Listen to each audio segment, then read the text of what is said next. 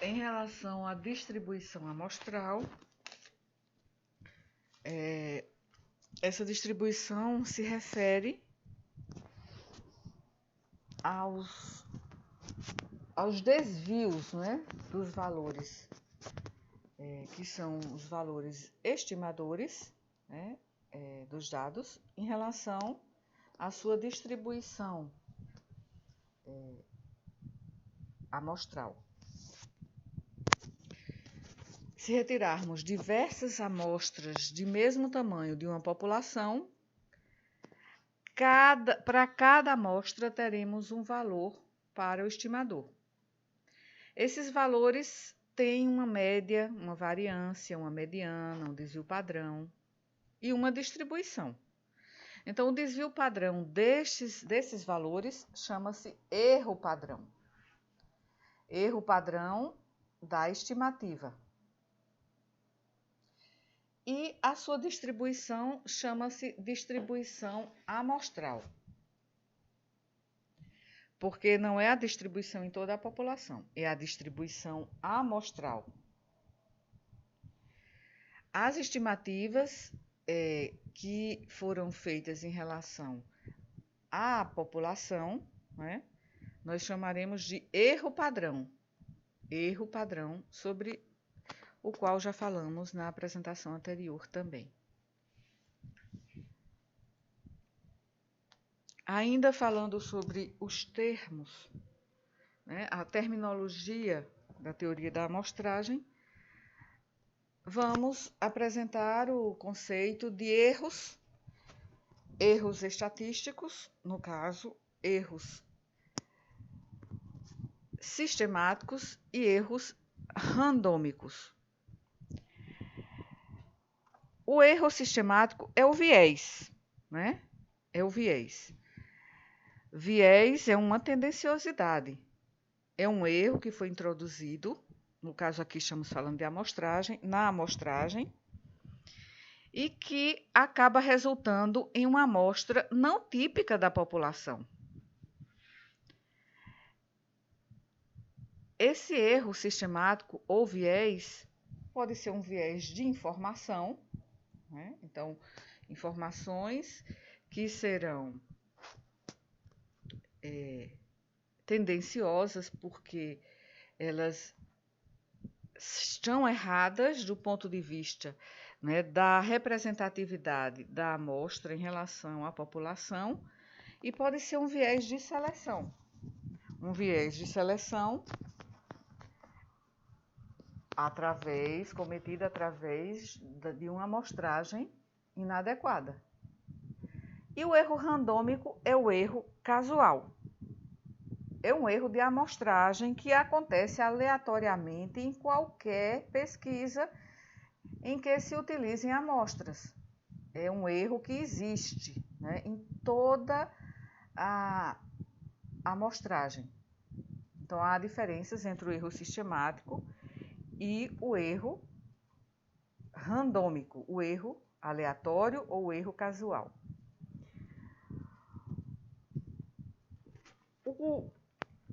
O erro de amostragem é a diferença, digamos assim, que foi resultante de um equívoco cometido na seleção da amostra. Não se deve a um erro apenas aleatório. Esse erro aleatório, ele é uma diferença randômica entre a amostra e a população da qual ela foi retirada. Então, o tamanho desse erro randômico ou aleatório pode ser medido em amostras probabilísticas através do erro padrão, né? Então, de um erro padrão da média, um erro padrão da população, que mencionamos na apresentação anterior sobre análise estatística inferencial, o erro padrão, e que eu comentei que nessa apresentação seguinte retornaríamos a esse ponto do erro padrão, a esse aspecto. Então, o erro randômico, ele resulta da heterogeneidade das possíveis amostras retiradas, né, do mesmo tamanho, retiradas de uma dada população. Então, se eu retirar várias amostras de uma mesma população, então os estimadores não vão ter os mesmos valores entre essas amostras. Então, o erro de amostragem é representado pelo erro padrão em relação a estas amostras que foram retiradas. Em relação a essa questão do erro randômico, nós precisamos ter em mente que o nível de confiança, ou seja, o grau de certeza associado às estimativas, e que geralmente é expresso em porcentagem, e que nós chamamos de nível de confiança, é a probabilidade complementar do erro tipo 1, do qual, né, o qual foi mencionado na apresentação anterior sobre análise inferencial. Então, ele seria o complemento do erro tipo 1, que é a rejeição da hipótese nula quando esta é verdadeira, e corresponde à decisão correta de rejeitar a hipótese nula quando ela é falsa. Então, o nível de confiança é 1 menos alfa. O alfa é o nível de probabilidade, o nível de significância, que também estudamos na apresentação passada, vezes 100. Né? Vamos voltar a esse aspecto, né? Porque quando falamos de estatística inferencial, falamos de nível de confiança, falamos em nível de significância e falamos em intervalo de confiança, que são 3 conceitos diferentes. O intervalo de confiança é a margem de erro em torno de uma estatística. Mas esse aspecto de erro de confiança vai ser comentado daqui a pouco. Veja só, aqui, este slide, esse diapositivo, ele mostra justamente a relação entre estimativa de amostragem e parâmetros da população. Então, quando eu tenho precisão e validade, então as minhas estimativas, elas estão, né, bem próximas uma da outra, e elas estão representando a população. Quando eu tenho uma validade, mas sem precisão, aí é que eu tenho o erro chamado de erro randômico, o erro aleatório. Eu tenho aqui validade, porque as minhas estimativas estão aqui, são encontradas na população da qual eu retirei a amostra, mas elas não são precisas. Por outro lado, eu posso ter uma precisão porque os valores estão próximos, mas essa precisão ela se desviou em um determinado sentido, né, enviesado, que levou a um erro que nós chamamos de erro sistemático. Então, é o viés de seleção ou erro sistemático. Então, são esses problemas que podem acontecer quando retiramos uma amostra de uma população. Por isso, precisamos retirar essa amostra através de uma técnica de amostragem probabilística, para que tenhamos precisão e tenhamos validade em relação aos estimadores que vamos obter na amostra obtida dessa população. Quais são os passos para selecionar a amostra? São definir a população da pesquisa. Eu preciso definir essa população. e que eu já defini quando eu elaborei meu problema de pesquisa. Eu preciso dispor de uma lista de todas as unidades amostrais da população, que é aquela minha base de amostragem. Decidir o tamanho da amostra através do cálculo do tamanho da amostra e selecionar um procedimento pelo qual a amostra será selecionada, que é a técnica. Que técnica de amostragem eu vou usar? Ela será probabilística ou não probabilística? Ou seja, será aleatória ou não? E vou selecionar a amostra fisicamente, tendo por base esses passos que já foram citados. Os dois tipos fundamentais de amostragem são a amostragem aleatória ou probabilística e a amostragem não probabilística. A amostragem aleatória é uma amostragem, né, que é retirada de uma forma em que cada unidade amostral tem uma probabilidade conhecida e diferente de zero de pertencer àquela amostra. Então, eu vou retirar a amostra e todas as unidades amostrais que foram retiradas tiveram a mesma probabilidade, que é conhecida e diferente de zero, de pertencer à amostra. Então, para isso, eu preciso usar, por exemplo, sorteios. O sorteio, ele proporciona uma amostragem probabilística em relação a uma base de amostragem.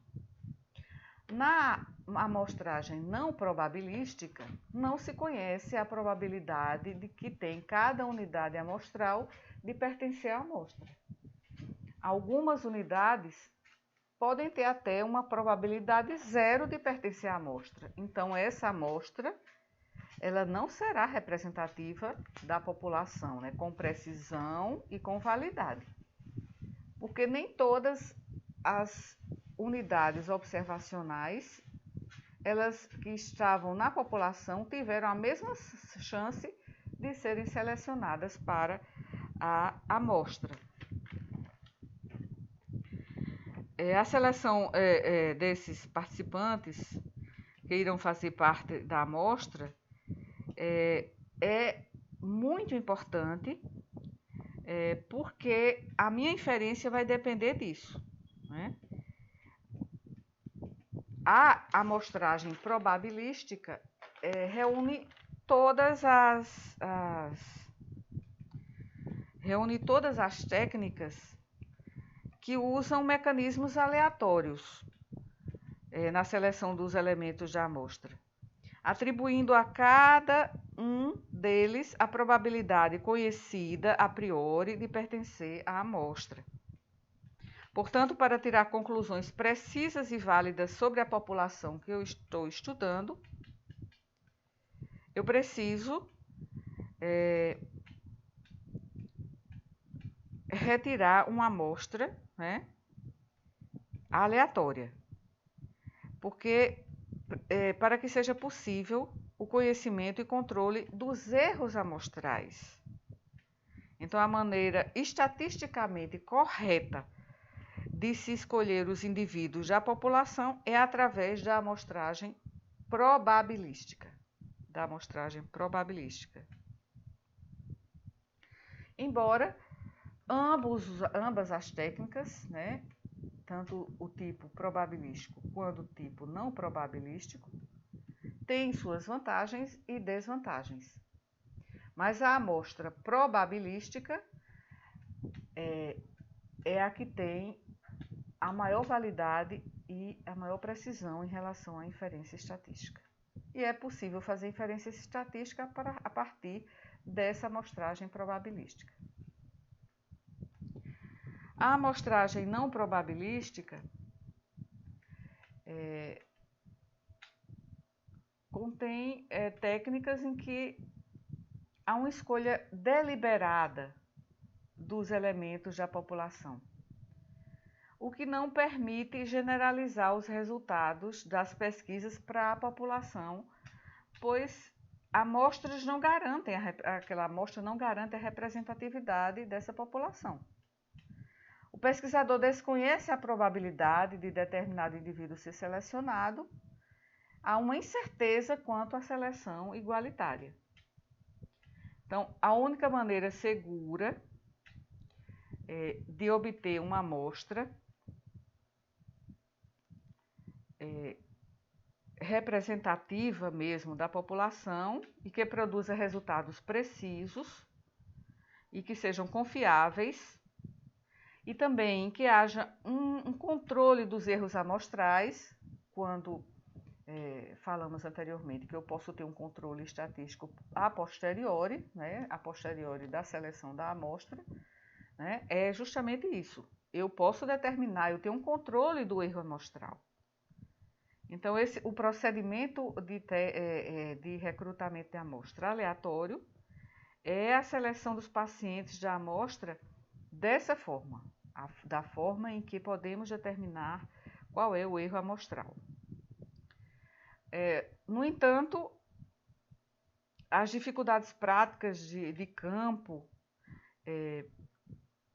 para a seleção dos participantes da amostra são os problemas relacionados a esta amostragem probabilística. Então, por isso que a não probabilística muitas vezes é mais empregada até na prática do que a probabilística. Aqui estão os tipos de amostragem probabilística e os tipos de amostragem não probabilística. Na amostragem probabilística, são utilizados com maior frequência esses tipos aqui: a aleatória simples, a sistemática, a estratificada e a por conglomerado. Enquanto que na amostragem por não probabilística, temos os subtipos por conveniência, que é o muito frequente, principalmente nos serviços de saúde, e por cotas. Mas essa amostragem probabilística, que seria a ideal, muitas vezes não é possível, porque há muitas situações que dificultam a aplicação do processo totalmente aleatório de seleção. E é o que acontece na pesquisa na área da saúde. Muitas vezes se usa um plano de amostragem não probabilístico, no qual a seleção da amostra depende de características da pesquisa em questão. Então, principalmente a amostra não probabilística por conveniência.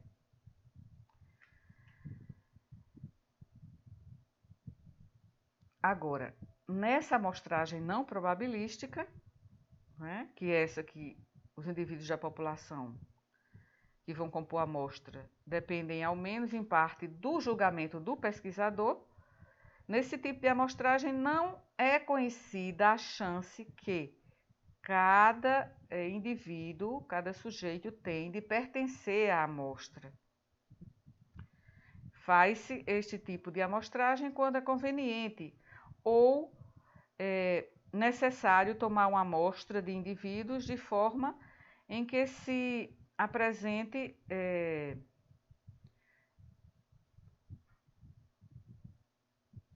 na forma em que eles se apresentam, não é? Por exemplo, seriam os usuários de determinada unidade básica de saúde, por exemplo. Esses indivíduos, eles vão se apresentando, vão chegando para serem atendidos no ambulatório, na unidade básica, e aí eles vão sendo incluídos, né? Então, é bem mais fácil, a disponibilidade, o acesso é bem mais fácil. Mas, em contrapartida, não tem as características que tem a amostragem estatística, a amostragem probabilística. Então, aqui tem o primeiro tipo de amostragem probabilística. É a amostragem aleatória simples, em que cada elemento da população tem a mesma chance de ser escolhida. A amostra é coletada enumerando-se as unidades da população e selecionando-se aleatoriamente um subconjunto. Este aqui é o processo probabilístico mais elementar e mais frequentemente utilizado entre as amostragens probabilísticas. Então, pode ser realizado numerando-se os elementos, as unidades da população, de 1 até n, né, o número que tiver na nossa base de amostragem, sorteá-lo por meio de um dispositivo aleatório qualquer, e sortear esses números da sequência da base de amostragem e que corresponderão aos elementos que vão pertencer à amostra. Então, por exemplo, 20% dos prontuários de uma população de pacientes que estiveram internados com depressão grave são sorteados para receber uma visita domiciliar visando avaliar a sua qualidade de vida atual após a internação. Então, a minha base de amostragem são todos os prontuários, né, dos pacientes que foram internados com depressão. E ali eu sorteio 20% daqueles prontuários para incluir esses participantes na amostra.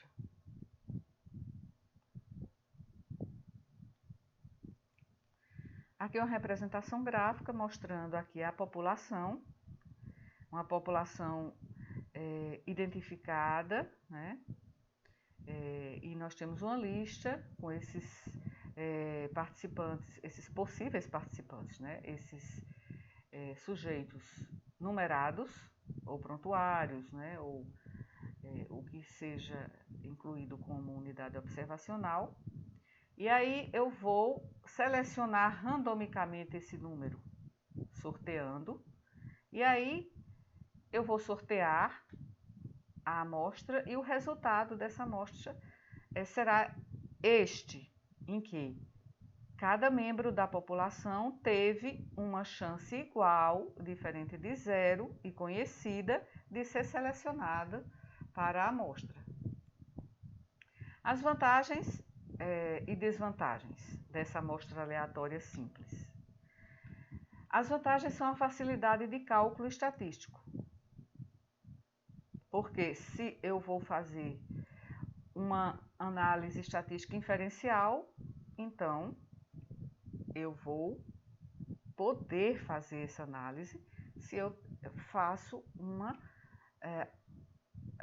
um recrutamento da amostra de forma aleatória.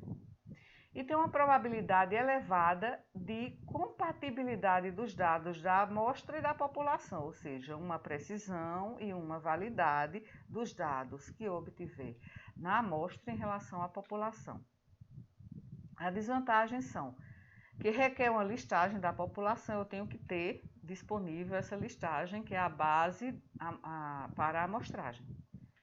Ela é trabalhosa em populações que são muito grandes, e os custos elevados, né, relacionados à dispersão da amostra, né? Se ela for uma dispersão elevada, então os custos, né, para esse recrutamento também serão elevados. Outro tipo de amostragem probabilística é a amostragem sistemática. Na amostragem sistemática, é para populações que possuem os elementos ordenados já previamente, em que não há necessidade de construir um sistema de referência, né? Então, assemelha-se à amostragem aleatória simples, porque inicialmente enumeram-se as unidades da população. Mas nesta técnica, a seleção dos elementos que comporão a amostra pode ser feita por um sistema criado pelo próprio pesquisador. Então, difere da amostragem aleatória simples, porque a seleção da amostra é feita por um processo pré-ordenado. Por exemplo, obter uma amostra de 20% dos doentes com sífilis que receberam diagnóstico em uma clínica de doenças infecciosas. Sorteamos, por exemplo, um valor de 1 a 5. Se o sorteado for o 2, então incluiremos na amostra o paciente 2, o 7, o 12 e assim por diante, de 5 em 5. Né? Então, é uma amostragem sistemática. Outro exemplo, obter uma amostra de 80 casas de uma rua que contém 2.000 casas. Como 2.000 divididas por 80 é igual a 25, então escolhemos por um método aleatório qualquer um número entre 1 e 25 e indica o primeiro elemento selecionado para a amostra. E consideramos os demais elementos periodicamente de 25 em 25. Se o número sorteado for 8, então as casas 8, a casa 33, a casa 58, a casa 83, a casa 108, por exemplo, que foram numeradas previamente, que serão selecionadas. Então, aqui uma representação ilustrativa, né, para mostrar a amostragem sistemática. Então, aqui eu tenho uma população, né, em que há uma enumeração, um ordenamento da população e depois eu vou selecionar intervalos, né, com um ponto de partida e a partir daquele ponto de partida eu vou de intervalo em intervalo selecionar aqueles números. Então, cada membro também, cada membro dessa amostragem, ela tem a mesma chance e a chance conhecida de participar da amostra. Então, é uma amostragem também probabilística, uma amostragem aleatória. A amostragem estratificada também é uma amostragem aleatória, em que a população ela já possui características que permitem a criação de subconjuntos. As amostras extraídas por amostragem simples são menos representativas de uma determinada população. Então, essa amostragem estratificada poderia ser mais representativa. Por exemplo, dividindo-se a população em subgrupos de acordo com determinadas características, como sexo, faixa etária. Vamos selecionar uma amostra aleatória de cada um desses estratos. Né? Então, primeiro eu classifico a população em pelo menos 2 estratos ou 3 e extrai uma população de cada um desses estratos. Então, um exemplo de uma amostra estratificada proporcional, por exemplo. Uma população de pacientes com depressão grave é composta por 40% de homens e 60% de mulheres. Então, separam-se os dois grupos daquela minha base de amostragem entre homens e mulheres e sorteamos, então, 30 homens, por exemplo, e 20 mulheres para obter essa proporcionalidade, né? Então, aqui eu dou exemplos muitas vezes sobre depressão, porque a minha dissertação e minha tese enfocaram depressão. Então, eu sempre coloco como exemplos, né, a variável, o problema de pesquisa da depressão.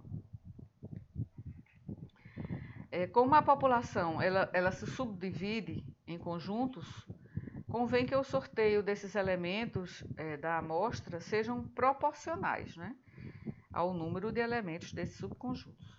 Então, por isso que nesse exemplo, né, colocamos esta proporcionalidade. Agora, um exemplo de uma amostra estratificada igualitária seria quando o investigador ele tem especial interesse na depressão entre adolescentes, né, 8% dos casos. Né? Então, eu separo a população em adultos e adolescentes e eu sorteio 25 casos de cada grupo. É uma amostragem aleatória, estratificada e igualitária.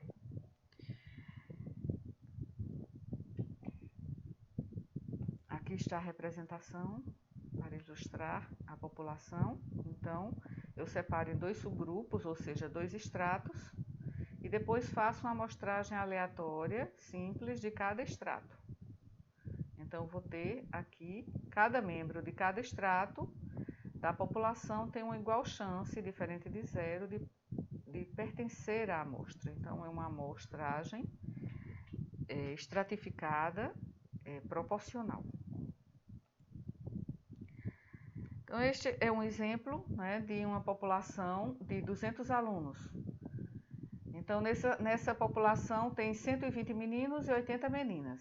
Então, vamos extrair uma amostra representativa de 10% dessa população. Então, nesse exemplo, há uma característica que permite identificar 2 subconjuntos, a característica sexo. Então, na população é esta a proporcionalidade, então na amostra, que é 10% dessa população, por exemplo, então deve conter nessa amostra 12 alunos do sexo masculino e 8 do sexo feminino, totalizando 20, que corresponde a 10% da população, mas de uma forma proporcional. Ainda na amostragem estratificada, né, aqui temos essa representação e de uma população que possui características que permitem a criação de subconjuntos. As amostras extraídas por amostragem simples são menos representativas nesse caso. Então, é mais adequado usar a amostragem estratificada aqui. Nesse tipo de amostragem, os elementos da amostra serão proporcionais ao número de elementos desses subconjuntos da população. Tá? Então, por exemplo, uma amostra em que a população é composta por alunos, professores e funcionários. Então, eu tenho as proporções de cada um, os percentuais de cada um desses grupos. Então, a amostra tem que representar de forma proporcional esses subconjuntos da população. As vantagens e as desvantagens da amostragem aleatória estratificada. As vantagens é que pressupõem um erro de amostragem menor. Assegura uma boa representatividade das variáveis estratificadas. E podem se empregar metodologias diferentes para cada extrato, além de ser fácil a organização do trabalho de campo. As desvantagens são que necessitam de maior informação sobre a população para que eu faça essa estratificação, e o cálculo estatístico também é mais complexo. Outra amostragem aleatória, ou seja, probabilística, é a amostragem por conglomerados, em que eu vou dividir em seções a área populacional e selecionar aleatoriamente algumas dessas seções e tomar todos os elementos delas. É uma técnica que é usada quando a identificação dos elementos da população é extremamente difícil. Porém, pode ser relativamente mais fácil dividir a população em conglomerados, que são subgrupos,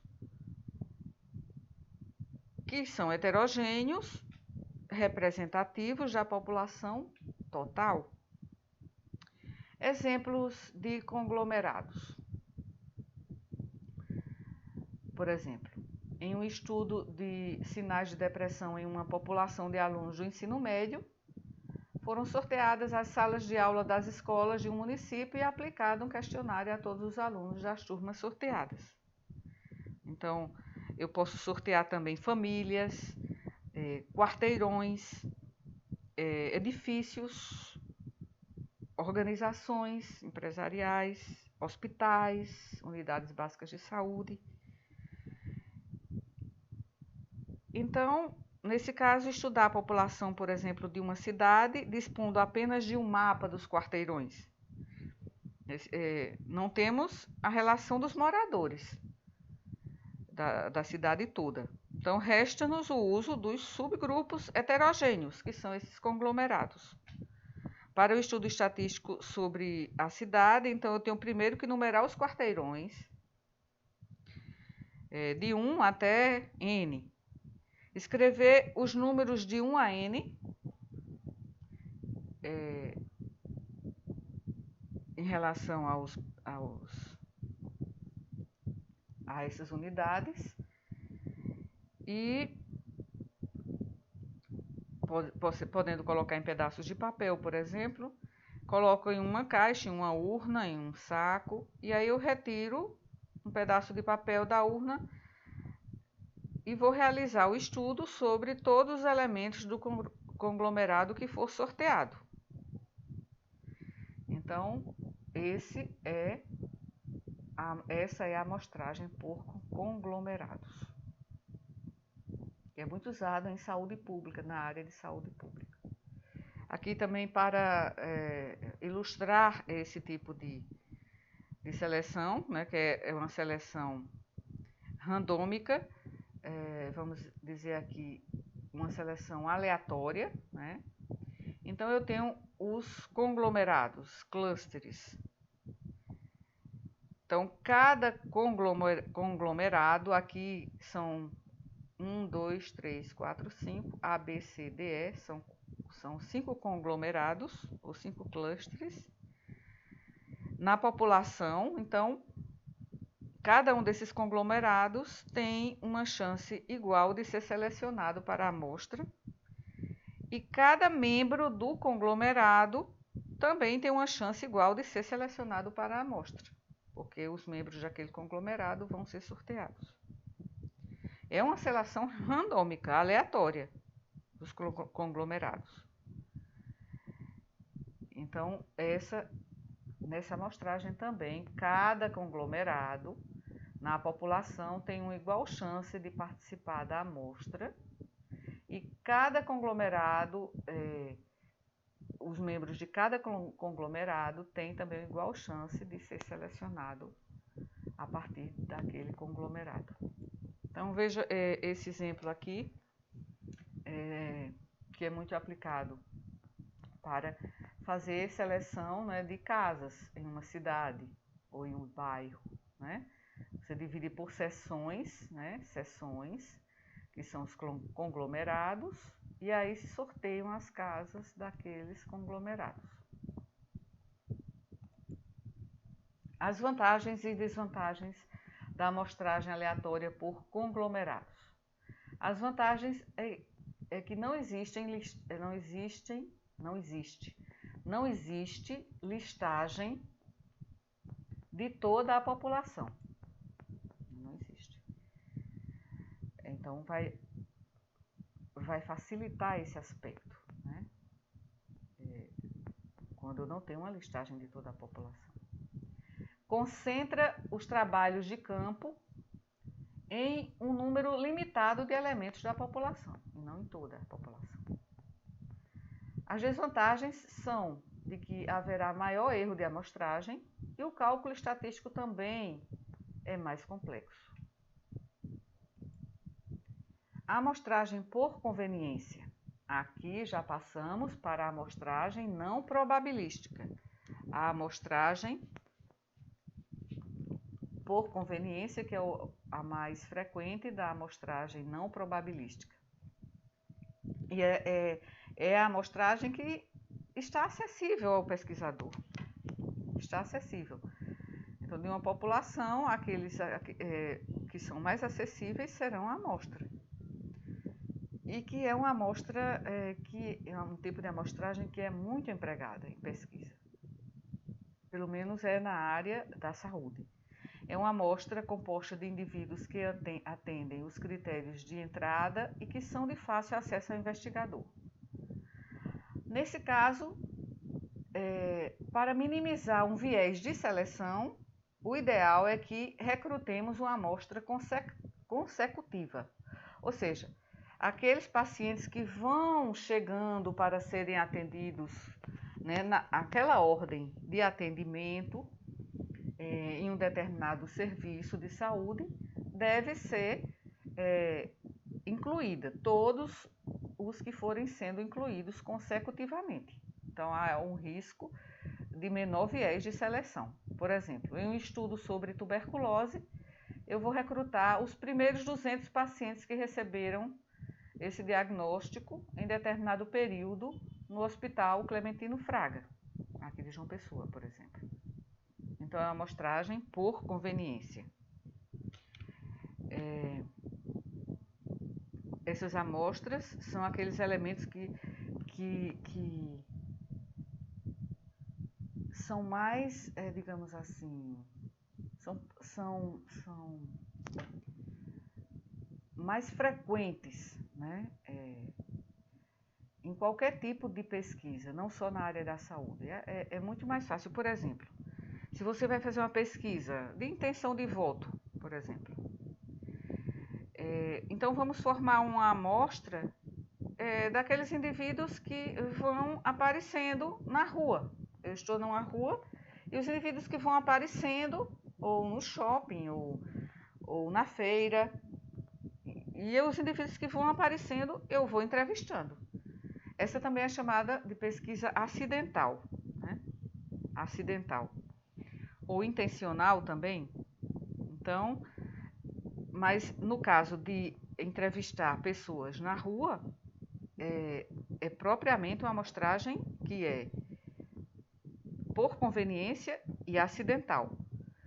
E também pode ser uma amostra intencional, no caso, quando eu determino um critério que é escolhido intencionalmente para selecionar os pacientes, né?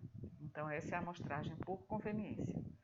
As vantagens são de que é mais econômica, né? A logística é muito mais fácil, né, de obter, é de fácil administração e não necessita de uma listagem da população. As desvantagens são que apresentam maior erro de amostragem que em amostras aleatórias. Não existem metodologias válidas para o cálculo de amostragem.